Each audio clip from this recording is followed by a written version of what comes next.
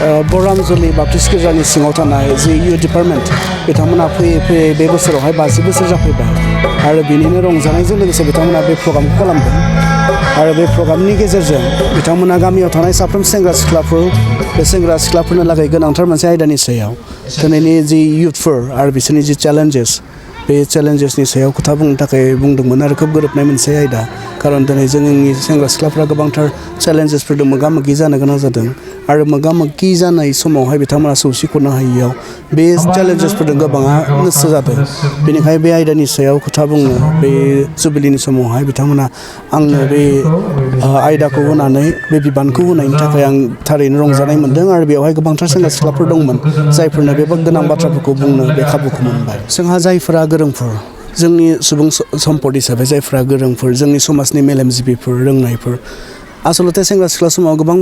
खोथा बाथ्रायाव मानसिया इगनरेन्ट जायो मोनथियै जायो खिन्थु बिथांमोनखौ सेमिनार्सफोर बा बेबायदि गुबुन गुबुन सोलोंमेलफोरनि गेजेरजों आवेर खालामनाया मोजां सांग्रांथि होनाया मोजां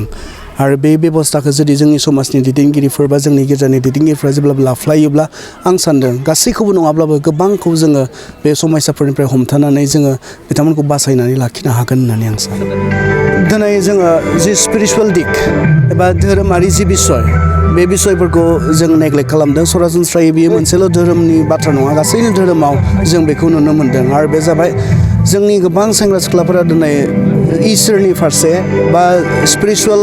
मेटार्सफोरनि सायाव बिथांमोना जेबो गोसो होआखै जि संसारनि जि स्टान्डार्ड बा संसारनि बायदि बिथांमोना सोलिनो थांनो नागिरदों आरो बेयावखायनो बिथांमोना धोरोमारि माखासे बिसयफोरखौ बा धोरोमारि माखासे एक्टिभिटिसफोरखौ बिथांमोना नागारलांनो इच्ছা खालामदों जोंनि जि जिबन बेयो समनि सिङाव आरो समजों गोरोबनानै सम बायदियै जों खामानिफोरखौ मावनो रोङाब्ला जोङो जिउआव जेबो देरहानो हाया बेनिखायनो जों मानसि हिसाबै जों समखौ बुजिनांगौ बेयो आंनि थाखाय मा सम आरो बे समाव आं मा मावनांगौ बेखौ जों मावनो रोङाब्ला जोङो रावबो जौगानो हानाय नङा आरो बेयो जोंनि मोनसे गेदेर प्रब्लेम एज ए हल इन्डियायावनो जोंनि गोबां मानसिफ्रा समखौ जेबो भेलु होआ बेसेन होआ बेयो आरो बेबायदि जों थांबाय थायोब्ला जों जौगानो हानाय नङा खारन गासैबो समाव मोनफा मोनफा समजों लोगोसे मावनो गोनां जोंहा बिबानफोर थायो आरो बेखौ जों समजों लोगोसे मावनो रोंनो नांगौ जिसुआ बुंदोंमोन गुबुनखौ गावखौ बादि अननो आरो जेब्ला जों जिसुनि बे बुंनायखौ मानिगोन ना जेब्ला गुबुनखौ गावखौ बायदि अननो रोंगोन अब्लाना खौसेथिया फैगोन गोरोबलायनाय अनलायनाया फैगोन गुबुनखौ गावखौ बायदि अननो हायोब्ला जों गुबुननि इनाय खालामनाय नङा गुबुननि जों जेबो खहा गोनां खामानिखौ मावनाय नङा दा बिनिखाय जों जुदि खौसे थानोब्ला जोंनि गेजेराव अनलायनाया थानांगोन गोदान बोसोर फैबाय आं मिजिं खालामो जोङो बांसिन गावखौ बायदि गुबुनखौ अननो हागोन गुबुननि थाखाय जों गावनिखौ बायदि जोङो साननो हागोन गिबिसिनफ्रावनो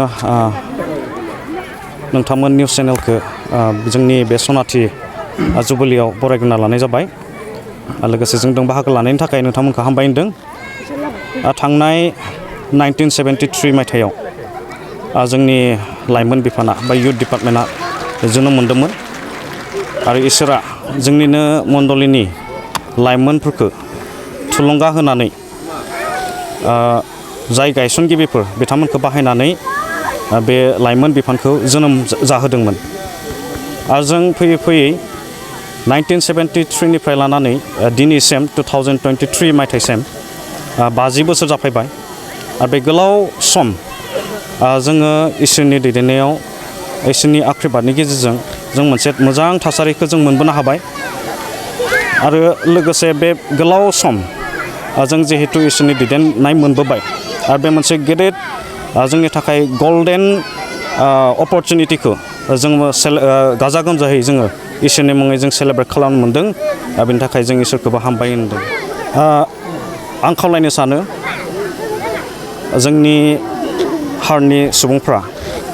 मोनसे मोजां प्लेटफर्माव फैनो नांसिगोन जों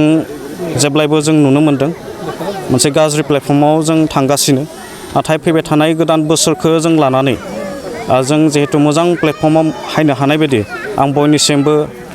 आङो मोनसे हुबैसा आं जासिनाय थाबाय जोङो जिसु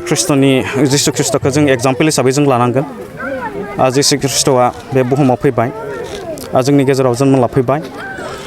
आरो बेनि गेजेरजों जों बासायजानायखौ मोननो हाबाय जिसु ख्रिस्ट'आ सासे गोथार बियो सासे इसोरमोन आरो मानसि महरै बियो जोंनि गेजेराव जोनोम जाफैबाय दा जों जिसु ख्रिस्ट' बायदिनो जों जानो सोलोंनांगोन बेनि गोसोआ खोब गुरैमोन गोरलैमोन आरो बियो गासैखौबो निमाहा होनो हाग्रा सासे बेक्तिमोन बिनि थाखाय आं खावलायदों गासैबो जोंनि हारिनि सुबुंफोरखौ गावजों गाव निमाहा होलायनांगौ गावजों गाव अनज्लायनानै थानो नांगौ गावजों गाव गोरोबनानै जों खौसेयै जों थानो नांगौ अब्लासो जोंनि गेजेराव जोङो जौगानायखौ जों मोनबोगोन आरो जोंनि लाइमोनफोरखौ जोंनि फिउचार जेनेरेसनफोरखौ जों मोजां मोनसे परिबेसाव जों लाबोनो हागोन आरो बिथांमोनखौ जोङो मोजां मोनसे गियान जों होनो हागोन जोंनि गारजेनफ्रा सांग्रां जानो नांगोन खारन गिबि फोरोंगिरियानो जोंनि गारजेन आरो बिनि उनाव थायो जोंनि मण्डलिनि रायजोनि दैदेनगिरिफोर समाजनि दैदेनगिरिफोर जों गासैबो जों सांग्रां जानो नांगोन अब्लासो जोङो जोंनि लाइमोनफोरखौ मोनसे मोजां प्लेटफर्माव जों लाबोनो हागोन जेब्ला 1973 जाफैयो बे समाव जोङो एसे जल' जाफुदोंमोन सेंग्रा जाफुदोंमोन आरो जोंनि गामियाव लेखा गोरों गैथारामोन जों एसे एनै रोंनायखौनो गोबां गोरों सानोमोन बोराय बुरैफ्रा जेबो रोङि इलिटारेट गोनजाखाय दा जोंफोर बे समाव साननो रोंबाय जोंनि गामि गांखनाव थानाय उन्दै उन्दै गथ'फ्रा माने आत्मिक जिउ खुंनायाव रोङि जालांजोबसिगौमोन आरो देवबारेब्लाबो गिर्जायाव थांनो रोङामोन दाउ होलाबायोमोन दा बेफोरखौ जोङो एसे बुथुमबाय सावरायबाय जों बिसोरनि जिउआ नस्थ' जासिगोन आरो मा होनो बिसोरो शिक्षा दिक्षा लानानैबो माने जाम्बानो जाना थाबाय थासिगोन बे गोसो सानखांनानै जों बे इउथ डिपार्टमेन्ट दायो इउथ डिपार्टमेन्ट होनना बुङो जों आगोलावबा ख्रिस्टि उर्दु कमिटि होननानै बुङोमोन बेखौ जों दानाय जादोंमोन आरो दा बेनि फिथाइखौ जों दा नुनो मोन्दों जों 50 बोसोर जाफैबाय आरो जोंनि बयगआबो 50 बोसोर बारबाय दा बिनिखाय जि फिथाइखौ नुबाय जथेस्थ' शिक्षा दिक्षाबो इडुकेटेड जाबाय गोरों गोरा जाबाय MA BA पास खालामनो हाबाय आरो हारि हिसाबै गसंनानै थानो माने सांग्रांथि जानो हाबाय आरो आं बेखौनो बुंबाय आरो जोंनि जोहोलाव सिख्लाफ्रा माने इच्छुक जाबाय आरो बेनि जाहोनावनो दायो सिख्लाफ्रा फरायनाय फारसेबो बहुद दावगानो हाबाय आरो मावनाय दांनायफ्रावबो माने बिमा बिफाखौ सहाय खालामग्रा बिदि माने बुजिनो गोरों जाबोनायखाय दायो माने गामियानो बहुद जौगाखानायमोन फैदों आरो जोंहा जितु लाइमोना 1973निफ्राय 2023 दायो 50 इयार्स जाफैबाय आरो जों 50 इयार्स जों गाजा गोमजा खुंदों आरो बे खुंनाया दिनैनो जोबगोन आरो जोंहा जेबो सिन थालांनाय नङा बेनिखायनो जोंनि लाइमोनफोरा बेखौ सानखांबाय जे जों माबा मोनसे नेरसोन गारलांनो हायो नामा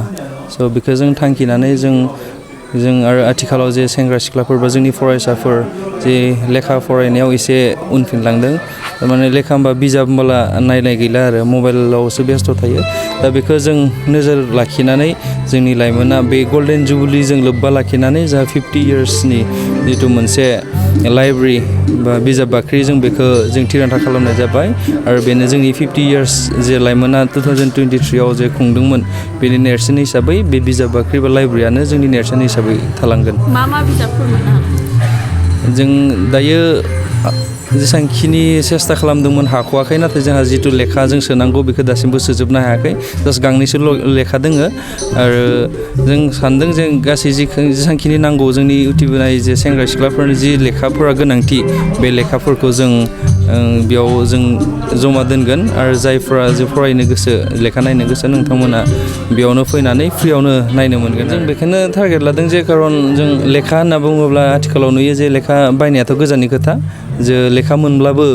बिल लिरनानै नायि बेफोरबायदिखौ नुदों आरो बेनिखायनो जों बेखौ सेस्था खालामदों जे जेन सेंग्रा सिख्लाफोर उथिबोनाय जे फरायसाफोरा जेन सप्तायाव जेन खनसे जेन फैनानै बेयाव लाइब्रेरियाव हाबनानै जेन फ्रियैनो जेन नायनो हागोन बेखौ बे लेखाखौ आरो बेयाव जोंनि जास्ट रिलिजियासल' नङा जे ससियेलि जे लेखा थागोन आरो जों सोलोंनायनि थाखाय जा जितु इडुकेसननि गोनांथि बेफोरबायदि लेखाफोरखौबो जों बेयाव दोननाय जागोन A very good message to all that at Udalguri town, a course on hotel and hospitality management in the name of Northeast Institute for Hotel and Hospitality Management NEIHHM, affiliated under Simanta Sankardev University, is introducing 1-year certificate course and 2-year diploma course in hotel and hospitality management. So hurry up for admission for the year 2024-25, which is going on, and for further queries can contact 99572 93454 and 739955 9426.